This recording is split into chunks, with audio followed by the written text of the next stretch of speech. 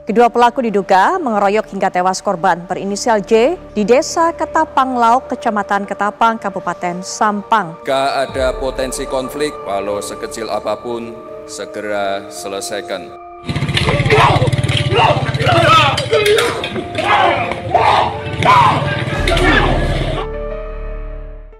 Di balik kehidupan masyarakat Madura ada sebuah tradisi yang syarat makna sekaligus kontroversi. Tradisi itu adalah carok. Nah, dikenal sebagai duel kehormatan yang mempertaruhkan nyawa. Tradisi ini kerap kali menjadi simbol keberanian dan harga diri. Nah, namun apa jadinya nih jika nilai-nilai tersebut justru memicu tragedi yang gak diinginkan? Nah, seperti insiden yang memilukan di Sampang yang membuka kembali diskusi tentang makna dan relevansi carok di zaman sekarang. Nah, apa sih yang sebenarnya terjadi dan bagaimana tradisi ini bisa berkembang? Serta apa sih pandangan masyarakat terhadap tradisi ini? Nah, mari kita kupas tuntas dalam video kali ini. Sebelum membahas tentang apa itu carok, kali ini gue bakal nyeritain tentang tragedi-tragedi atau insiden-insiden yang berhubungan atau yang sering dikaitkan dengan tradisi carok ini. Nah, yang pertama ada insiden carok di Ketapang Lauk, Sampang yang baru-baru ini terjadi. Nah, dilansir dari berbagai sumber, peristiwa tragis yang menewaskan J yang merupakan seorang pendukung salah satu paslon pemilihan kepala daerah Sampang 2024 terjadi pada hari Minggu 17 November 2024 di Desa Ketapang Lauk, Kabupaten Sampang, Jawa Timur. Nah, insiden ini berakar dari konflik antara dua tokoh agama setempat yang diperkeruh dengan ketegangan-ketegangan politik. Nah, berikut adalah kronologi lengkap berdasarkan keterangan dari pihak kepolisian. Kejadian ini bermula dengan kunjungan calon kepala daerah petahana yang berinisial S ke Padepokan Bumbu Salam milik Kiai Mu'alif sekitar pukul 2:30 sore. Nah, untuk menyambut kedatangan rombongan ini, Kiai Mu'alif meminta para santrinya mengumpulkan jamaah zikir. Nah, namun kunjungan tersebut menimbulkan ketidaksenangan di pihak Kiai Hamduddin yang juga merupakan tokoh agama dan paman dari pasangan Kiai Mu'alif. Nah, jadi nih, Kiai Hamduddin ini merasa tersinggung karena kunjungan rombongan ke Padepokan tidak disertai izin atau pemberitahuan kepadanya. Nah, ketidaksenangan ini memicu Kiai Hamduddin dan kelompoknya untuk menghadang jalan di depan Padepokan menggunakan mobil dan potongan kayu. Pihak Kiai Mu'alif berusaha untuk meminta kelompok Kiai Hamduddin untuk membuka jalan. Nah, pada saat itu, korban yang berinisial J bersama dengan 3 orang lainnya yaitu M, MY, dan A ditugaskan untuk menyampaikan permintaan ini. Nah, namun nih permintaan tersebut ditolak oleh Kiai Hamduddin yang mengusulkan agar rombongan ini mencari jalan lain untuk pulang. Nah, situasi memanas nih ketika salah satu dari pihak kubu Kiai Mu'alif yang bernama Muadi mengeluarkan pernyataan berbahasa Madura yang dianggap menyinggung kelompok penghadang.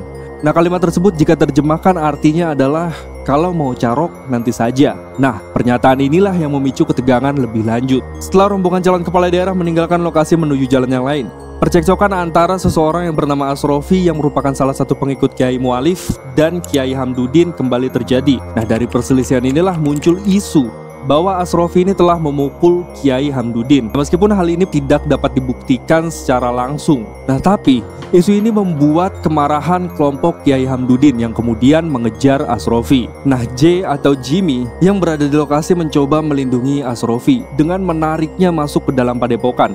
Nah, namun tindakan ini tidak meredakan emosi massa yang sedang marah pada saat itu. Nah, massa yang tersulut amarah kemudian menyerang Jimmy. Nah, dalam insiden ini, Jimmy dianiaya secara brutal hingga kehilangan nyawanya akibat sabetan dari senjata tajam.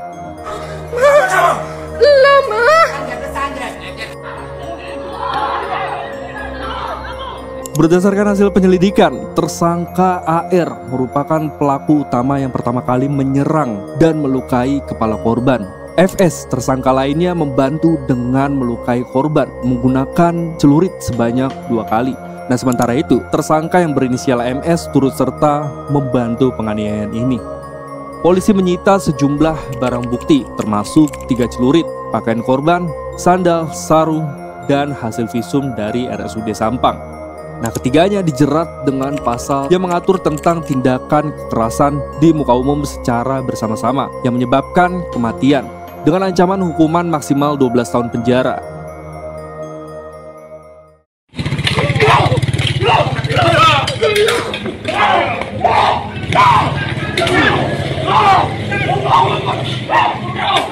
Selain kasus di Sampang, pada tanggal 12 Januari 2024 sekitar pukul 7 malam terjadi sebuah insiden carok yang melibatkan seorang pria yang bernama Hasan Tanjung alias Hasan Busri bersama dengan saudaranya yang bernama Wardi. Nah, kedua bersaudara ini melawan kelompok dari seseorang yang bernama Matanjar di tepi jalan Jukorong, Desa Bumi Anyar, Kecamatan Tanjung Bumi. Nah, jadi peristiwa ini bermula ketika Hasan sedang berdiri di pos menunggu temannya untuk menghadiri acara tahlilan. Di waktu yang sama, dua kakak beradik Matanjar dan Materdam melintas dengan sepeda motor menuju pantai untuk menambak ikan.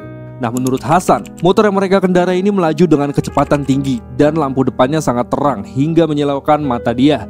Hasan pun menegur mereka. Nah, jadi nih, ada dua versi nih cara Hasan menegur Matanjar dan Materdam.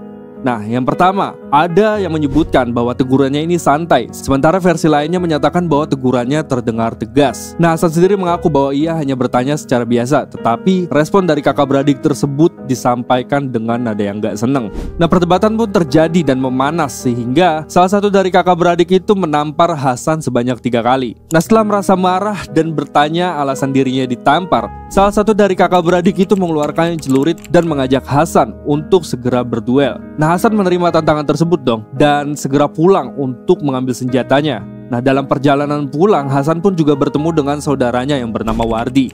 Dan Hasan pun di sana juga menceritakan kepada Wardi tentang kejadian yang dialaminya. Nah, Wardi yang mendengar cerita tersebut ikut emosi dan berniat membantu Hasan. Nah, sesampainya Hasan di rumah, Hasan sempat bertemu ibunya yang mencoba menahannya agar tidak pergi. Meskipun ibunya memohon agar Hasan tetap di rumah aja, ia hanya mencium tangan ibunya dan tetap berjalan bersama Wardi ke lokasi pertemuan. Nah, sementara itu, Matanjar dan Materdam menghubungi 8 murid silatnya untuk datang ke tempat kejadian. Kemudian sekitar pukul 7.30 malam, rombongan mereka telah berkumpul. Dan tidak lama kemudian, Hasan dan Wardi pun telah tiba dengan sepeda motor mereka. Hasan bahkan ini sampai melompat dari motor yang masih melaju untuk langsung mengejar Matanjar. Nah, sementara Wardi mulai menghadapi lawannya setelah memarkirkan motornya. Dan dari 10 orang yang ada, 5 diantaranya ikut terlibat dalam perkelahian berdarah ini. Pertarungan ini sendiri berlangsung singkat namun intens dengan bunyi-bunyi celurit yang beradu dan teriakan mereka yang terdengar sangat jelas.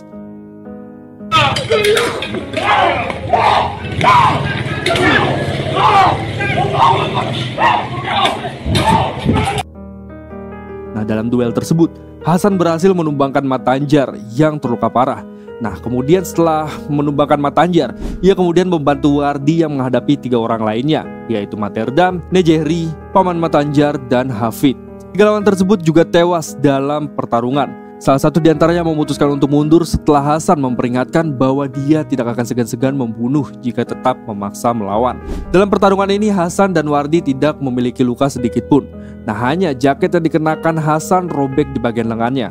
Nah, setelah pertarungan ini, Hasan dan Wardi melarikan diri ke kebun dekat rumah mereka. Nah, di sana Wardi menghubungi kakaknya yang bernama Abdul Rahman. Nah, setelah itu kakaknya pun datang dan Rahman yang tiba di lokasi menemukan mereka berdua dalam kondisi gemetaran. Nah, setelah mendengar pengakuan mereka berdua tentang duel carok yang menewaskan 4 orang, Rahman memutuskan untuk membawa Hasan dan Wardi ke rumah ibunya yang kemudian menyerahkan mereka kepada pihak kepolisian. Kalau boleh saya bilang, di masa sekarang, carok ini sudah tidak ada. Carok ini kan sebetulnya bukan tradisi. Carok hanya istilah dalam perkelahian yang khusus di Madura namanya carok. Nah, setelah memahami kronologi insiden-insiden tragis yang tadi, kita perlu mengenal lebih jauh nih tentang carok. Tradisi carok merupakan suatu hal yang dinilai harus dilakukan oleh seseorang yang merasa terancam jiwa raganya, keyakinan, keluarga, ataupun yang lainnya yang menjadi kepemilikannya. Nah, jadi nih mereka rela beradu kekuatan dengan siapa saja yang mengusik kedamaiannya, walaupun nyawa sebagai taruhannya. Dilansir dari Tirto, carok adalah tradisi duel atau perkelahian antara dua pihak yang sedang berselisih untuk menyelesaikan konflik. Nah, kata carok sendiri berasal dari bahasa Madura yang berarti bertarung dengan kehormatan. Nah, carok umumnya dilakukan oleh laki-laki, bisa secara individu maupun berkelompok. Nah, orang yang terlibat dalam carok juga biasanya menggunakan celurit yang menjadi senjata khas Madura. Asal-usul tradisi carok di Madura tidak tercatat dengan pasti. Nah, namun nih sebagian tokoh masyarakat Madura percaya bahwa tradisi ini sudah ada sejak zaman penjajahan Belanda. Nah, banyak yang mengatakan praktik carok di zaman itu berbeda dengan yang terjadi di zaman sekarang. Nah, saat ini jika terjadi perkelahian menggunakan senjata tajam yang menyebabkan korban jiwa, masyarakat cenderung langsung menganggapnya sebagai carok meskipun tidak selalu sesuai dengan definisi tradisionalnya. Nah, pada masa lalu, carok dilakukan sebagai duel yang terencana antara satu orang dengan satu atau beberapa lawan.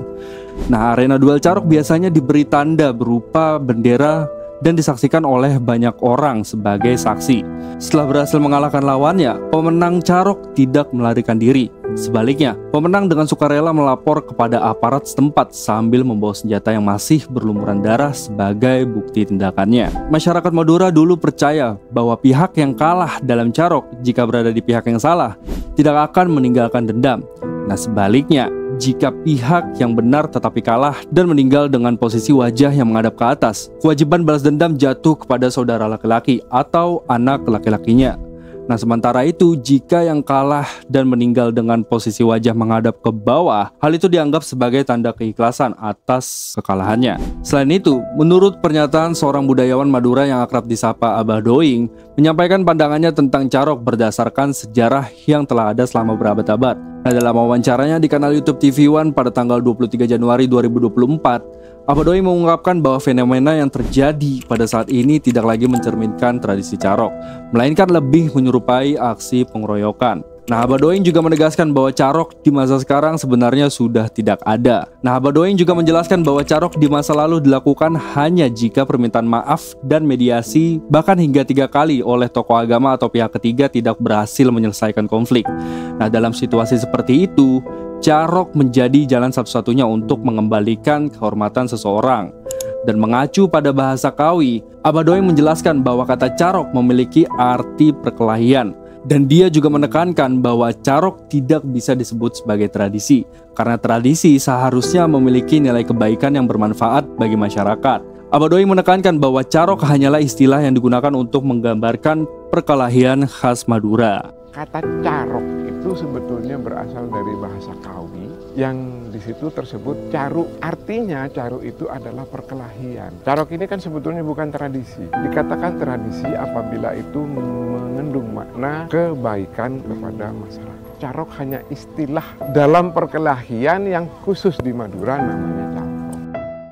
Nah, carok bukan sekedar soal perkelahian, tetapi juga tentang bagaimana harga diri dan tradisi saling berhadapan. Nah, gimana nih menurut pendapat kalian tentang carok? Apakah carok ini masih relevan di zaman sekarang atau seharusnya tinggal jadi kenangan di masa lalu? Nah, tulis pendapat kalian di kolom komentar. Jangan lupa like video ini, share dan subscribe juga biar nggak ketinggalan cerita menarik lainnya. Terima kasih.